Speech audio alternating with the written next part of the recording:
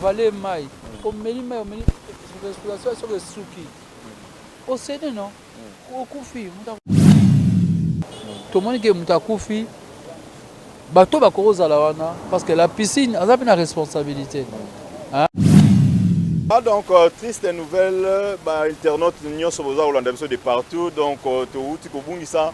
Mon artiste et comédienne, Naomi Kipulu. Voilà, donc je ne suis pas seul, je suis accompagné avec mon confrère Irano Kiala, qui est à côté de moi. Et puis, tout le CG, le secrétaire général de l'association, il y a artiste et comédien ANTPC, mais c'est Oxygène, tout quand même, tu as des détails.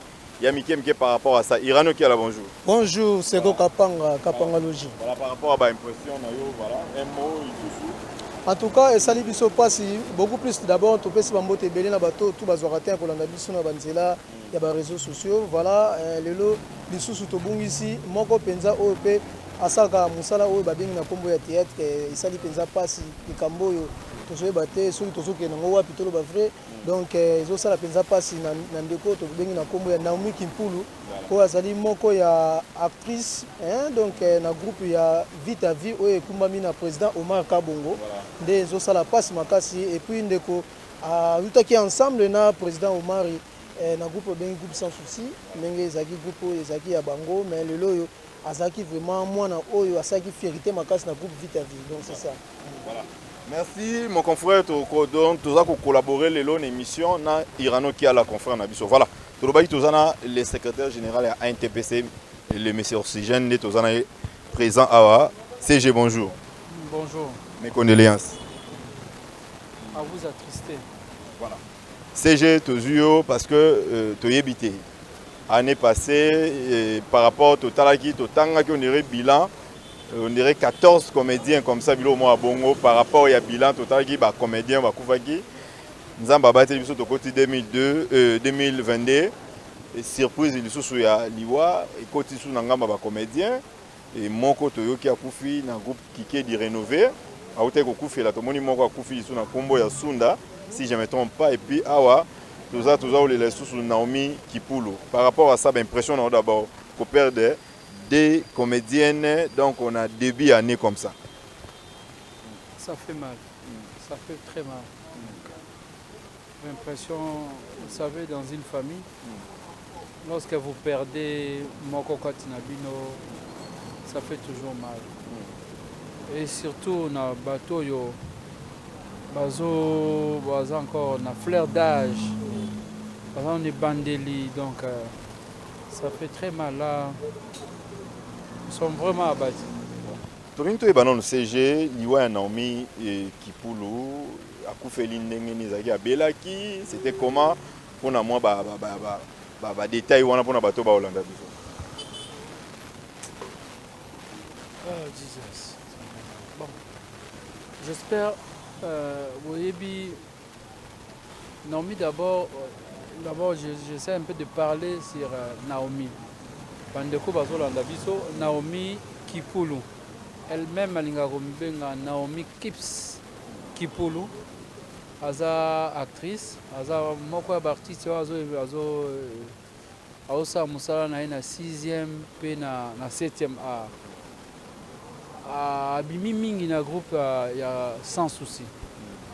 Batu nyonso bamona na télévision une fille là de race purement africaine donc noire qui jouait très bien, donc tu vois quand on voyait Serge, Longwe, Serge na Flore, la couple, elle lorsqu'elle jouait elle jouait tellement bien, très bien, moi je l'appréciais beaucoup. Si tu regardes j'ai content solo d'abord na télévision. On a fait un conseil, banda qui vraiment trop attaché. Donc pour moi c'était vraiment comme une petite sœur de ma famille. Voilà. Elle n'était pas proche mais très proche. Donc on partageait beaucoup avec elle. Kolongwa kuna a évolué bien quand même na Kisasa ba omoniye parce qu'à moi on n'a pas un autre na est-ce que Stangi tout ça. C'est pour ça qu'on a vu Mingi 7e art. Elle était vraiment aussi dedans. aza bato bazobundela mpe cinéma à part baart dramatique tout ça bathéâtre azobundela mpe cinéma soki otali babiloko na ye mingi asali otala c'est elle oh bravo c'est elle bravo c'est même dans baplateforme na biso ya bagroupe ya baréseaux sociaux ya bacamarade mingi ya ina tout ça bato nyonso bazolela voilà là c'est Naomi qui pour kosala wana nde balongwe alongwe nde baye kokota maintenant na groupe Vite à Vie avec Omar Kabongo. C'est là où elle évolue maintenant là. Mais oyebi nde biso tokoma malgré aza na groupe wana elle est dans des zonzing par-ci par-là babengaka ye aza na plateau batourna ya cinéma et film ebele donc aza par-ci par-là vraiment. Donc c'est une actrice vraiment complexe. Voilà, wana ndenge na présenté un peu Naomi. Sangwali wana et biso boye. Nous avons fêté le premier biso nyonso. Les deux hier dimanche, on nous appelle, on nous apprend dans les réseaux sociaux que Naomi vient de casser la pipe. Naomi a tiki biso. Naomi sera belaki. Nangala a informé. Elle voulait m'écrire, ya Oxy. Elle m'appelle comme ça. Ya Oxy, ya moi Oxy, Oxy. C'est comme ça. Je suis malade. Je suis malade. Alors, m'embêter yo vraiment ndenge moko ngabi bala suka neza na libota par exemple. Ni na ngolo la makila donc azaki bana suka ne bazala kato bana bazana ba koko na bango. Voilà. Yo tanga CG Oxy. Donc c'est dans la yo sur la voice na téléphone, j'ai pleuré toute la nuit. Akufi ngam Naomi, akufi abeli. Oh abelité. En fait, c'est quoi? Qu'est-ce qui s'est passé? Là, maintenant, on a essayé de me relater l'histoire que nous attendons confirmation à Makassi pour na bandeko bazaki na ye kuna. On a des détails. Mais tozoka kufa na mai, pari na piscine, ba voilà. En gros, bo sango va comme c'est le biso que Naomi a kenda kuna na cadre ya musala. Tournage moi ben ça que kuna musu ba bio festival non, na groupe na biso totali boy festival ni ça mai kuna na mwana non. Un tournage avec un, je ne sais pas citer le nom de la personne, bah quel tournage? Vous savez à la plage, il y a une vidéo à la plage, tout ça. Elle aimait, hein, qui mouton ouvert, vivre comme ça, mais pas dans le bon sens, pas dans le mauvais sens. Dans la piscine, à nous nager. Après un moment donné, il y a un gilet de sauvetage. À un moment donné, il y a un zongi. Tout coûté à se noyer. Babimisi wana ba mekawe ba mimi na hôpital akufi. Ah. Donc en fait, akufi na piscine à se noyer. C'est piscine on est en profondeur. Piscine en dernier muta à se noyer na kati. Eh, ba kufa na piscine. Ba kufa na piscine. Parce que piscine moi là c'est sport dans la natation. Naza nageur ya osaranate. Sport dans la natation. Voilà. Na pesi présent soit qu'à la natation présent na biso le général Oleko wana c'est wana zozo toujours ça la ba test na 10e mois toujours meka tokebwe il sport na ngai mai basara na ngoto wani piscine ezaka na sika piscine na 16 ans so côté profondeur ezali so ko zo avancer bi kuna profondeur yo so temi boye mai melio par exemple ça 3 mètres par exemple yo za 1 mètre 80 so côté boye odini na kati o kufa. Si on met la maille au yébinage, on va couper. Piscine au moment moto. C'est pas que vous avez la piscine, non, c'est faux, je vous dis. On t'a coupé, si on yébinage et que vous avez une profondeur, au bout du on va tirer à l'écoute au dîner. On dîner, on va avaler maille. On met les mailles, respiration sur le souki. Au CD, non. Au coufi, on t'a coupé. Donc, ce monde s'est noyé, donc elle a une capacité à nager. Maintenant, il faut se demander, elle ne sait pas nager, ou bien à nager qui à l'embi, ou comment. Donc, moi, je question de ce donc, à dîner à se noyer dans la piscine. Moi, j'ai vécu un jour à la 10e rue. Il y a un gars qui est mort dans la piscine. Moi, j'étais présent dans la piscine. Un garçon, il a outil du colo, a boire Kamisko, a plongé dans la carte.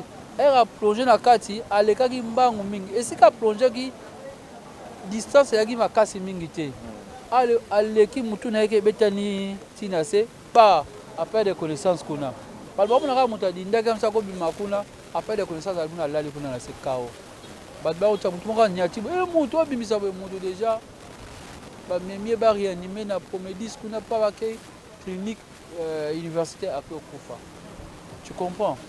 Non, il y en a moto akokufa pe na piscine. Voilà. Merci le CG Irano qui est là. Merci beaucoup Seko Kapanga na mutuna opesi biso to meka kotuna pe papa na biso oxy. Tongi toyi bon moi muke est-ce que beaucoup dans ba remède moko boete ou soit beaucoup sur ba disposition moko te par rapport ya ba tournage na biso ba théâtre ndenge ça maka beaucoup plus na Kinshasa to mona kaka bande ko ba kei tournage ezana loko moko te zo protéger bango par exemple. Ndeti ndeko Naomi boatiki biso to koloba ke bien sûr akendaki musala mais eloko nini oyo ko assurer que non ndenga kufaki boza na responsabilité peut-être ya mutu tel ou azo qui charge na bango ya tournage parce que le to la ba to la mugaka bo tournage za lobby. Est-ce que botala raté ba paramètres wana que il y a quand même un danger qu'on peut arriver au lobby peut créer des problèmes dans la famille. N'habitez par rapport à ça. Merci. Question vraiment à Motouya. C'est une question très pertinente. Et comme ça, et la moussapé partie c'est belé parce que tu vois ça, c'est une profession. Et ça blague tes moussala. Badon soit zorango kaka. Un tel n'a qu'à a sac. C'est ce qu'on appelle les contrats. Tu vois, lorsque vraiment solo il y a un contrat de baragnoso en cas de en cas d'accident, en cas de boy, tu vois, c'est lié yo na batuana directement. Que voilà contrat non, à quel qui tourne na bino, mais tala mutakofi, tala boy. Et les contrats protègent. On les artistes va mona lokola so non, il faut ça là ba contrat, il faut mona lokola ozo kimisa ya zonzingte. Tu vois, moi, je film la mine tout ça, il y a un contrat, il y a un montant à Okozwa, vous comprenez? Surtout dans le 7e art, oh, Mingi, ils ont un contrat, vous savez, boy, va permettre en cas de boy, en cas de ce que ça a été, non, soit les Alaka. Mais Mingi, tout le monde, ça, à la Congolaise, à la nous, Bisokaga, tournage, baka posa nana yete mais bo ere no ya et ne peut ça sikoyo mais Naomi to ba ku te kaka en plein tournage bon ne to ngaka yaka o tournage mutu fala a o tournawa amata ba ko ipo akufi tu comprends comment tout mon ami il était papa chef akufa en pleine scène donc baka ozo kongo neti baka bongo nesi yaka Naomi elle a coupé une piscine, et ça qui était que bazo tourner. Parce que tournage, on se tourner, ce qu'il loger. Moi, beaucoup soit la d'hiver, voilà. Mais là, même que ça qui tournage, ça moussala. Donc la quatre on a longue qui ça, ça sous responsabilité à bateau, bah même maquillé. Azui les kama ya bongo. Et quoi les kama aussi na place à ya moussala. Donc bah nous sokola, na ko sokola nande. On ne nous a pas informé, on a évité ce que qu'il y avait une caméra là qui est en plein tournage, il a profité. Ils ont quitté na cadre même si on a déplacé qui est na lingama ibongo à piscine à un moment donné on a quand même nager tout ça c'est normal. Voilà. Donc mais il y a aussi une question et il y a par rapport à une question de Irano qui a la tenue. Si tu as lobby qui une responsabilité, oui. La personne nous a informé que Azari parmi à toi même qui est mort et puis il a pris le courage d'appeler le papa de Naomi. Voilà. A bengi papa Naomi pour nous informer Kawana et comme si bande wande ba tindi a on a kisasa na ba groupe na biso qui voilà ka et comme biso boy. Il a au moins assumé il a dit que ba tiki ba kimi boy au moins le fait d'appeler déjà à une responsabilité parce que moi je me plains une chose et là on se plaindre moi dans ma piscine il y a toujours un maître nageur piscine est à 100 mètres nageur sauf que na biso la 10e rue au moins là ba junior bazali wana parce que baza belé ba maître nageur baza wana le maître nageur hormis quoi apprendre batwana il fait d'office surveillance alors surveiller les 4 coins il y a piscine c'est pas piscine examiné vous avez bango 2 donc ba nager il y a fandi wana il y moko ako apprendre bazarabe moko azo contrôler piscine pas musu ça dit ah eza na profondeur par erreur mutako ça moi j'ai vécu cela. Voilà. Hier, la nuit, je pleurais. J'ai dit ceci. Ah, Nzambe. Nga na sauva batu mingi bao se noyer na piscine. Ya ngai, ya biso Naomi. Mutako sauver ya monani te. Na leli mbala moko. Voilà. Moi, na saka na tsomi na 10e mari. Ezaka batu sumen ba sunu bana basi. Hein? Oka ona la saka ba ninga na ngabe na bimai. Mo kota muzindo imba mo amibwaki. Mutu. Mba moki em suzu na kota nazoyaka nazo na ngana sak na ngona ko s'échanger muto se noyer mettre nager azay kuna ozon na zay kuté mettre nager aya na bilamba na nga na pou pour nous sauver moto tu vois donc mettre nager azaka wana na piscine wana wabeta mukolo muto akufaka bakanga mettre nager donc parce que responsabilité na yum doit mettre ya lié parce que muta ko ya ka te maman akufi donc ça dit erreur c'est noyo vo erreur contrôle oh mutu mo akota kiawa so moni to oh mutanga bimite parce que muta ko to fa na maite mona na mali boso voilà da muta ko akota ko ah wana ebi maite bo surveiller bango na moi pe ba saki ebele mate hein il faut surveiller bango mais imprudence munene mais quelque part PCG go appelle mangamba santé né na bina épinglé question par rapport ya ndonga Irano kiala. Il y a aussi moyen de salaka, tout le monde a payé à organiser pour artistes en cas de déplacement, pour déplacer à tournage, pour dans la province, pour quelque part, pour checker les autres, pour la santé. Voilà, pour la santé, quand même, est-ce que l'état de santé est-ce que Azabo était, Abel Arabo était, Bilo comme bongo. Quelque part, il n'y a pas besoin de tout qui part en côté. Oh yo kaka. Il y a santé, il y a aussi l'assurance. Voilà. Oui, puis tout ce qui nous sommes le ça défaut, c'est les moyens. De quoi moi ça d'abord les cachets, n'anga ko bonde là. Hein? Si vous mona mbongo kene à faire checker batu nyonso, vous comprenez? Aujourd'hui, mon homme doit vivre secret en autres naïfs. Voilà. Moi, je sais, je souffre de ça, je souffre de ça, je souffre. Si on a ok, faut na ma produit nanga, oh yo, faut na ça la boy. Ben bleu moi, quand il y a fois là, oh, on a laissé ma parfois la santé là. Mais les gens acceptent toujours. Tu comprends? Nous sommes d'abord biso, les a pas si on a condamné mon doute que non. Il y a beaucoup de tournage, faire checker ces bâtons sort, oui, bah il y a des santé là bas. Ça demande combien? So que check-up dans l'hôpital là, mon bimba. Hein? Même si pas moins de $150. C'est que au salango, bah moyen nazanango. Et ça la conscience, il y a maintenant moto. Oh on a la grosse peut-être na bakaboye, ils ont assurance. Vous comprenez? Bah toi qui na dossier moi assurance, to solo na facteur nyonso. Même des beaux voyages à ka. Bokeyi au foutu assurance non. Ni comment se coller li okuna. Même dans le tournage, bon. Voilà, à NTPC, bon histoire qui il y a des ateliers pour te donner un service assurance. Ça va expliquer sur l'assurance nyonso. Vous comprenez? Mais assurance incendie. Comment on a un immeuble dans les ziki. Ah, au moins là, on a assurance. Et ça, il y a un négligeable, mais c'est très important. Même si on se rend dans le tournage, dans le cadre, il y a l'assurance travail. Ok, on se rend dans le tournage, dans le cadre. Montant au foot, na kali kama yeboye, l'assurance prend en charge. Laisse na baka malheureux ne soit boy. Là on va regretter les voyage. Est-ce que l'assurance qui voyage na bango? Non. Alors que l'assurance voyage les alliés, ok bon foot, la biloko to artiste, to bakisaka eloko wana.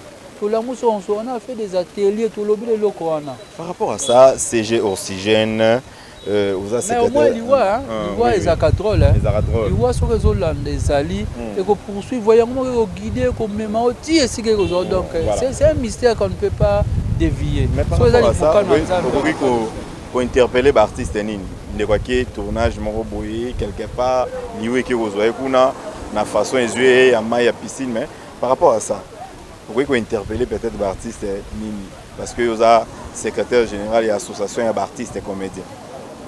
Nous défendons toujours l'intérêt na bien-être de l'artiste. Na cas où tout ça n'a pas si. Comment dit alors à liboso na lobby. C'est d'abord la prudence. Parce que toujours réclamer kuna nous quand on travaille les artistes c'est quand on se concentre tolongoli na distraction to koti na musala donc comme concentré c'est même na babilo na to posaka to bien ba kota moi distraction ba qui a nini tu comprends ba kota moi c'est difficile na ba kao interpeller artiste non c'est bokei boye bosara boyete non mutu nyonso ayebi que tu déplacé tu que bon bah ça les pelos comme abété et là le groupe ça monter sur bokei nesi tournage au sur na piscine non au comment aza majeur aza mutu alinga mai anajaka mingi na yabi niveau ya nage na été mais alinga mai mingi alinga natation alinga ko nager tout ça la veille elle était dans l'océan moi vu vidéo dans l'océan tout ça parce que ça qui déplacement. Et ça, ma bémoro péché, on va commettre on a été d'aller nager. C'est normal. Mais juste ce cas, imprudence, on a de quoi se noyer. Même de quoi bazari nae, bazari ba monter, tiens, à se noyer. Et ça, quand imprudence, quand la mort vient de Onangaï, c'est Ezakande moro ko kangangote. Mais ils ont créé bilo moro boyé, ils ont tendance à battre toujours artistes et comédiens. C'est comme s'il y a un problème pour nos artistes et comédiens. Ils ont bien bon surtout mingi minora bateau. Artistes et comédiens mingi. Des opportunistes sautent dans l'occasion pour dire n'importe quoi. Je viens de la clinique quinoise. Misi 3 corps réseau de 3. Les hommes en uniforme, ils soldats. Tu vois, famille. Ça dit, c'est la mort. Biso, c'est parce que tu es banni. So, au Koufi, même si tu Koufi, moi, comme il y a 44. Tout n'a pas discipline, tu vas Koufi comme ça. Tu es belé, Koufi, comme le Kawana. Professeur, Koufi, professeur, Koufi, 46, 32. Tu comprends, va penser à l'université. Mais biso, tu es banni, tu es famille. Mais il y a toujours moyen d'interpeller. Ce que ça, on ne sait pas. Il y a aussi l'aspect. Par rapport à ça. Il y a aussi l'aspect spiritualité. Il y a un jour, le pasteur Jessali de la foi a organisé un Nini Moraboye. Ah bien non, tu prier quand même. Tu prier qui. Mais on va s'intéresser à qui. Chacun est responsable. Il y a vu naïe. Mon homme a assemblé en X, assemblé en Y, il laisse sa vie dans ma boko Nzambe parce que nous sommes ça sans Nzambe. Ils ont passé. Donc nous sommes un mystère en Nzambe. Tout le voyager de Onangai, mon homme a quitté ce cas et commis. Comme si Nzambe a dit que Onangai Naomi c'est le destin de Dieu. On ne peut rien faire. C'est le mystère de Dieu. La mort, c'est le mystère. Il y a une question. Il y a aussi une question. Bazo vraiment s'est lamenté et puis Bazo s'est posé la question. Naomi, est-ce qu'à Kotan Zonzing ou comment? Parce que Missou peut-être Bazo y a été, Missou dans moi confusion d'un côté. Est-ce qu'à côté Zonzing c'est quoi? Pas le bokit bochaka on Zonzing. Nous faisons résumé na Azo Sala Moussala ya dramatique. Par rapport à Bato Batara Libanda, Bato Batara Libanda Naomi a tourné ba film et belé. Muta a tourné qui tourne bon autour là. Asa actrice là. Asa actrice. On ne va pas là mais au théâtre jouer au théâtre Naomi il y a pas photo hein. Ce que peut se rendre au peut ça au la marque elle donne. Bon bande on a ba film ba cinéaste na pesi ba rombo de pour ba benga elle est na ba plateau mingi ya tournage ba film. Là ba film. Pour ni ba benga ça qui ba benga ça parce que il n'attaque l'eau, on est mort à la cabine boy. Très bien. Mais je te dis, même dans le groupe sans souci.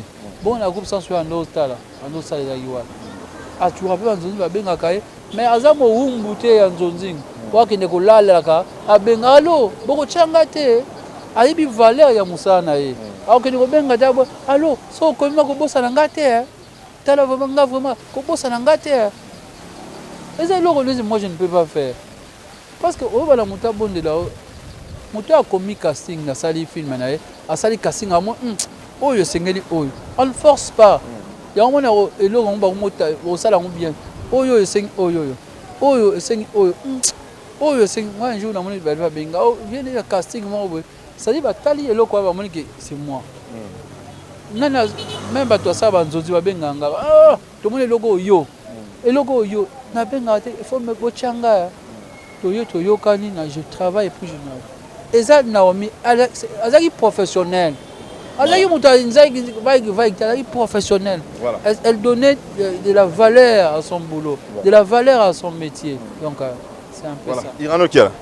Merci beaucoup Second Kapanga. Je crois boyoki penza explication ya mingi oyo uti na papa oxy balobi déjà tant bozoka papa oxygène azolo baboye ça veut dire que NTPC zolo ba déjà mais pour nous conclure selon ngai na mituna na zagi na yango mutuna moko yelinga ya makasi ya kotuna par rapport 2021 ndenge euti kosila na NTPC comme association oza phare ozo représenter République démocratique du Congo par rapport ya artistes et comédiens na habité ba organisation ya mbula esika o tokoti déjà ezandenge nini peut-être na amélioration et puis beaucoup plus na ba défaut o ezani na ba artistes et comédiens na kokufa na bango na kobela na bango toujours ba chantage ezali surtout toujours na ba association telle que NTPC bazo critiquer ou benini alors ba disposition ni bozui peut-être na 2022 o ko salate bien sûr tu ebi que liwe ya rapona motonyo so eza et koko ya na nzela ya moto te ezali nzambe nde mtazwaka temps na ye ya kopesa vie pe ya kozwa pe un souffle de vie alors na niveau ya association ba remède nini o boluki bosala par rapport à 2022 pour chantage pe ezala te selon association donc yango nde voilà CG aussi. Merci. Ndeko. D'abord en année Ucholeka 2021, l'association a organisé un séminaire atelier de renforcement des capacités pour les artistes. To fêtaki journée internationale na biso ya théâtre. Le jour un peu de ça atelier de renforcement des capacités ça mara na mitendi. Donc il y a des activités qui na 2021 pour na au moins contribuer au bakisa moi il y a bien pour les artistes. En 2021, nous avons encore renouvelé le contrat d'assurance santé avec la fondation Denise, Maman Denise Nyake Otshiseke, artiste, que nous profitons pour demander encore merci, la geste de cœur à cela pour les artistes. En tout cas, tu connais qu'on plaidait, moi qui renouvelé. Et puis, Babi a renouvelé Kaka, donc nous disons merci. Pour 2022, d'abord déjà, dans la plateforme, on a déjà annoncé qu'il y avait une activité les 4. Où il y a un match de football entre un TPC Koto, G10, vous allez Kikedi, Sangana G10. Donc on a un match de football pour renforcer quand même Bondekouana. Et puis à la fin, il y aura une adhésion massive. Adhésion massive, il y a des gens qui vont s'adhérer maintenant à un TPC. Donc il y a lobby les 4 et salamité pour na chaos tout ça nango. Il y a liwa nga lobby on a sous quand même. Il y a liwa, il y a moko artiste à Kofi na Kombo ya Sunda pour ya groupe rénové ya Kike. Donc nous profitons au nom du président Masumu de l'NTPC de présenter nos sincères condoléances à la famille biologique et na groupe rénové Kike di pona liwa ya actrice Sunda. Oyo akufaki ya belaki nde a tikibiso. Et likali wana ekoi nde activité wana mwesa masusu ezate nde to reporter ki yango nde na poko nango susu te kozwaka ya liwa ya Naomi. Pona ano on avait pensé il y aura atelier de renforcement des capacités. Jour il y a journée internationale il y a théâtre le 27 mars. On les a prolongé dans le mois de mars. Dès que on a déjà préparé avant. Il y aura activité mususu aux qui déjà na calendrier na biso ya activité oyo ezalaki déjà prévu. Mais pour la ndenge ngolobi eloko nini ya mabe faut babongisa bato bazoloba. Tozalaki na liwa ya papa na biso Shaba. Yoyoki moto alobi ito a ezalaki nango te mais on dirait moi négligence moi ezalaki. Non. Non. Non. Baptiste bamonani te nini papa azokunda maloko mona muke toza de moto azali na moto ya bato toloba yango mpona nini sadi na biso mpe ezali ozo comprendre mais nous on était là na de ya papa Shaba on partait et puis jour il y avait mortel artiste nini omonaki te tozalaki on ebele tozalaki bango bamama kopesa mama bolingo okiti batia se babelvi bafatu bato nyonso tozalaki wana bapapa makaya na motu nanga natombolaka ye mingi seigneur kaka koko seigneur azalaki tozalaki ebele bato ebele bazalaki wana apa baprésident elombe bazalaki kopesa longo sikoyo kosundela yango ezalaki ya nini ndeko na ngai tokei jour corps ebimaki toye baprésident Caleb baprésident phénomène toye wana ebele zelesika toexposaki et puis eleki en direct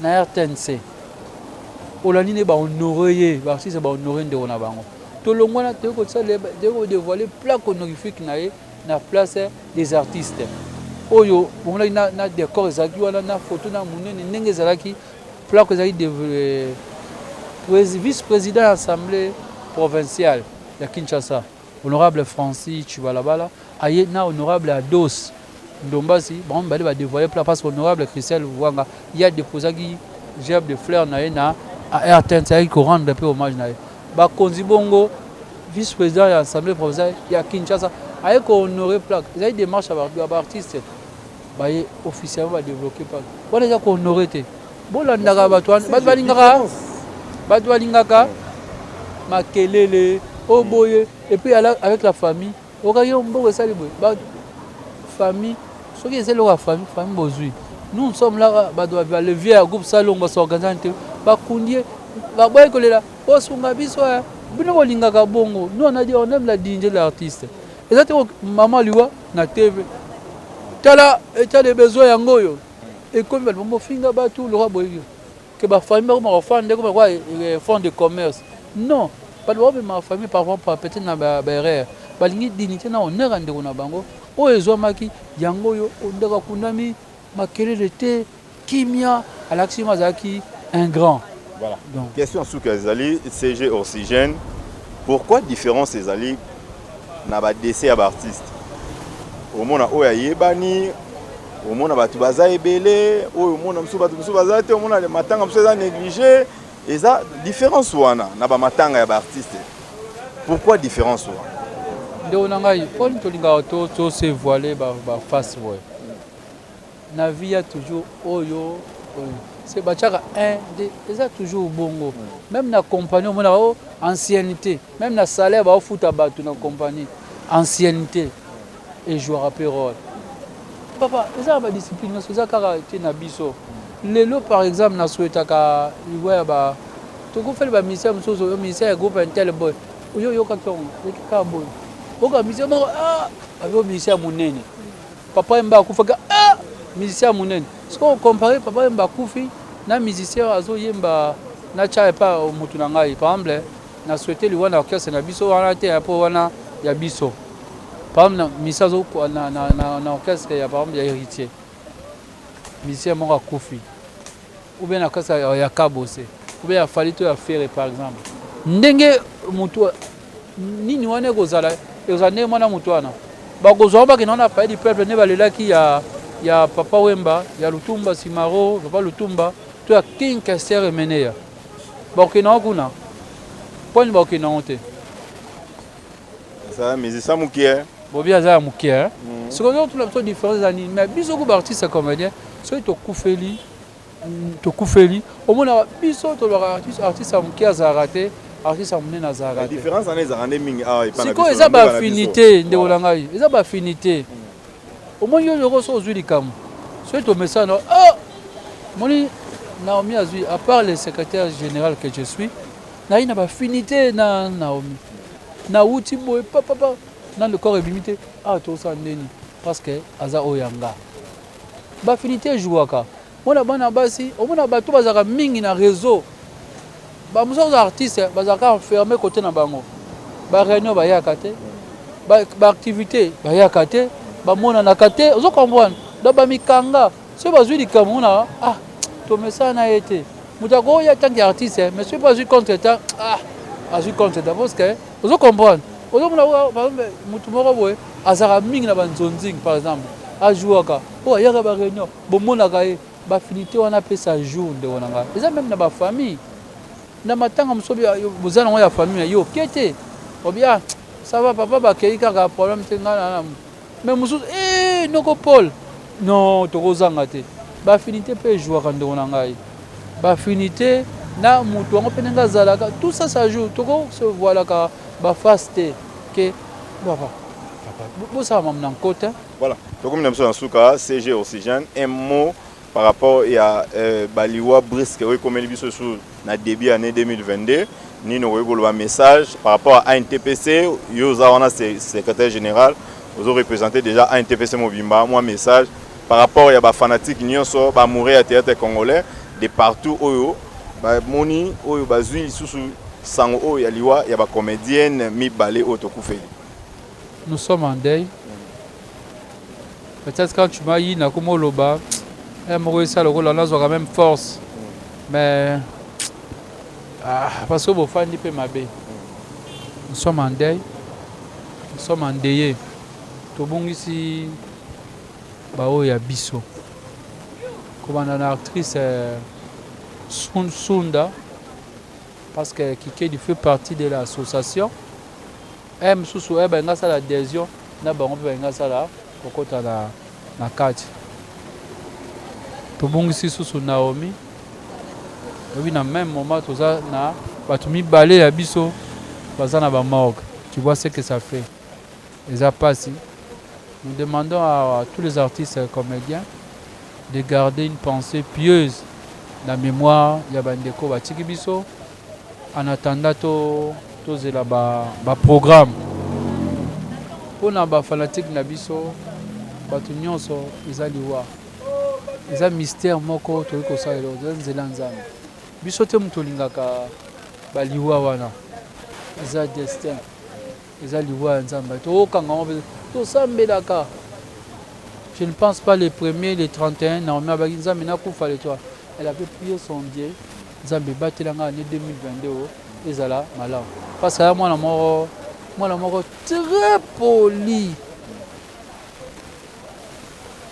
actrice Sunda na olela kaka secrétaire général moi na biso c'est aussi un ami bano nyonso bazakuna bana nanga mais to se côtoya mingi te mais tant que secrétaire général moi déjà tous déjà en contact tout ça mais Naomi ala oyo on se côtoya mingi so na yokso ba voice même ba convention na biso c'est vraiment une sœur une petite sœur collègue aux toi qui est proche tena ba très proche c'est pour ça na ma monsieur Tangi a belité ka boyake ça fait mal toi ebake na ma convention tout ça là toi ebake toza ba ndeko na biso mibale bazana na morgue tozozela ya Sunda toyebi ke ndako eza kuna na quartier 3 na Njili mais pour na Naomi Kipulo moni bandeko bafani lelo awa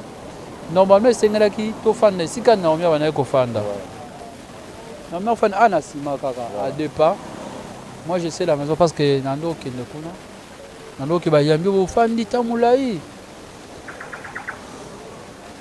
kuna zaka noza mingi ye na grande sœur na ba grande sœur na ye mibale j'espère mais baza pe na ba famille baza na ba papa baza ba responsable so ba bana moye ba cha matanga ezate ba parents ne ba bengi bango na IPN que boye ba matai kuna na IPN maintenant on va voir la famille ce qui matanga ba kocha d'abord elle appartient à sa famille biologique je dois s'imposer ça ce sont les actrices qui a vite à vie groupe ama no jouer na biso mususu ozaki très proche na ye on partage avec elle nde toye Maman Zarana Congo Central, parce qu'une fois, elle m'a présenté Maman, maman, je m'attends de Fandina, Maman.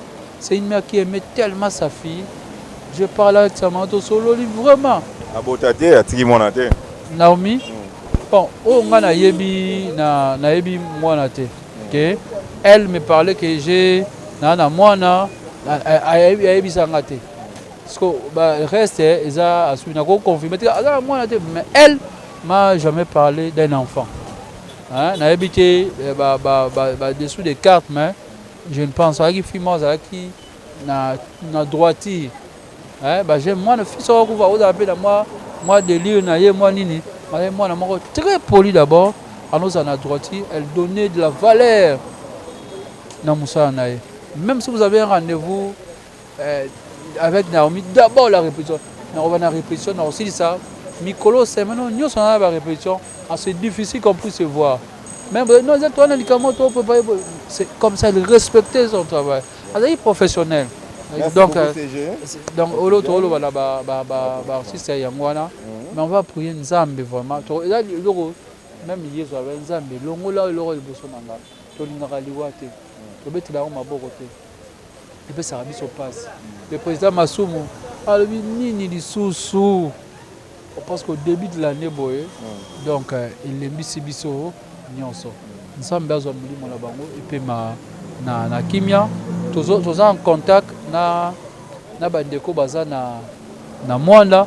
Bango ne bayo beti ya version réelle ndenge zalaki na ndenge ti ya se noyaki tozela bango mais na osenga ba aussi tozala agité te même la famille biologique korea ba rapporter ko lelo lobi akufi kuna te akoimba mo ba belaki ka akufi za kamoro le accident il faut balandela makamu hein balandela makamu kuna malonga bana malonga parce que y a quand même bon, nakota na droit na baya bono na tika na kana ah to moni ke mutakufi bato bakoza la wana parce que la piscine a une responsabilité hein parce que ceux muta yebina été awawa to pesi ba responsabilité que faut la minoté mais tu es bien en détail mais na que maître nageur hormis ko laksa bato avait ya kapé na 4 quoi ya piscine na e a kengelaka azala kité to zaki imprudence to za une distraction. Quand on lui voit payer, ils ont la carbone. On a distraction, mon gars, pas bon, donc c'est le destin. Naomi, je parle avec cœur. Tu as été très cher pour nous. Sur le plan professionnel, tu as beaucoup donné pour ce pays. Mon soir, quand il y a baoté, mingi ba yebio. Au PC, au babaka, ata ya muke, mais il y a qualité. À jouer dans le groupe à mon groupe sans souci. A marqué époque, a marqué peu génération. Elle a beaucoup donné, donc tu resteras gravé dans nos cœurs. Et puis tu resteras éternel à travers tes œuvres. Moi là, Naomi, je te plaire. Voilà. Merci beaucoup. C'était là, M. Oxygène, le secrétaire général de l'ANTPC. Voilà, donc Irano Kiala. Merci, Second Kapanga. Toleli Penza, Naomi Kimpulu. Que ton nom repose en paix. Et si que vous allez Nzambe Penza, Sima Molimo Nayo, na Kimia, parce que Ozaki Penza professionnel, ne kaka papa na biso oxygène à lobby, Ozaki vraiment professionnel, preuve année tout monde yango, même na parcours na yo ya monde ya art, tant au combat na groupe sans souci, Azaki Pena fi oyo, a combien peu que le rôle principal pour dire que il va valeur na capacité en tout cas coup de chapeau merci l'artiste est vraiment même dans groupe Vita Vie parce que nous avons réalisateur dans le groupe Vita Vie donc na yebi capacité à Naomi et puis na banzonzing ndenge to ko tuna mutuna papa oxygène to ko compléter na ko lobaki azaki pe lisusu na kati ya nzonzingi penza ozo laksaki to bungisi penza muto ya munene merci na batutu bazongi te ko landa biso bambote na ngai soki na kopesa ekozala beaucoup plus na patron na ngai mama Mimika Jima à partir ya Canada babi bon retour na mboka na yo Canada tozaki na yo awa esalaki penza bien donc merci penza na ndenge tozaki na yo to savouraki ba fête ensemble awa na mboka Congo malgré tout obungisaki papa en tout cas présence na esaki malamu et puis na bosanité na Paris tout le monde a bongo Valia Bessale na Château Rouge wana et longona papa Jérôme Makusa donc famille Mobumba Roger Nzunduka petit frère propre ya Roger Nsiala donc merci ngana yo na habité tosaka merci CG Palinga pesa moi ba mbote na ba remerciement na yo ba mbote c'était bato ba partager peine na biso déjà ba message na ba condoléances et commis entre autres l'honorable Christelle Vouanga qui a présenté ses condoléances à toute la corporation. Il y a Fifi Bamba qui est en France, Fifi Bamba, Deborah Kiketa également, en France. Il y a Carmel Ngemba na ancien Tumba, na Italie, na Pordenone, na ingénieur Lesso Ngemba na moi c'est et puis le général Dodo. Ah oui, mais c'est quoi ça? Parce que le général Dodo Chinyama, le commandant, il y a IPHP, hein, le général Dodo Chinyama, message est commis, il y a condoléances présentées dans la corporation. En tout cas, ça nous va droit au cœur. Malgré pas si, il y a bien le programme, tout ça, de communiquer ma cabouana. Voilà, merci beaucoup. Mon réalisateur migrant Malunzi les doyens, merci à Jérémy, merci à Mbanga Mbanga. Merci à migrant Moni à balancer qui est l'élément Naomi tant toujours sur là. Voilà. Et ça lui plaisir na batutu bazuite pour la biso.